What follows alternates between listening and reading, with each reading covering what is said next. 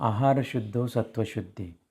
म्हणजेच आपण कुठलीही गोष्ट खातो तर ते एकदम स्वच्छ, सुंदर असेल तरच आपण खाणार. उगीच काहीही खराब ज्याच्यावर माशा बसल्यात वगैरे असं अन्न आपण खाणार आहे का? नाही.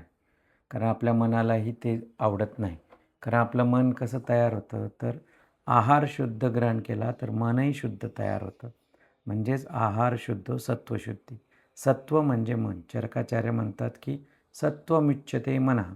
सत्व म्हणजे मन आणि आपण जसे खाणार तसंच आपलं मन तयार होणार. म्हणून आपण बऱ्याचदा काय करतो की चांगल्या चांगल्या हॉटेलमध्ये गेलो की तिथलं ॲम्बियन्स, तिथली स्वच्छता पाहून खुश होतो आणि त्यामुळं स्वच्छतेमुळं आपण त्या पर्टिक्युलर हॉटेलमध्येच जातो आणि खातो. असं होतं बऱ्याचदा. त्यामुळं आहार शुद्ध सत्वशुद्धी. आहार स्वच्छ पाहिजे, सुंदर पाहिजे, निर्मळ पाहिजे. तसा आहार आपण ग्रहण केला पाहिजे.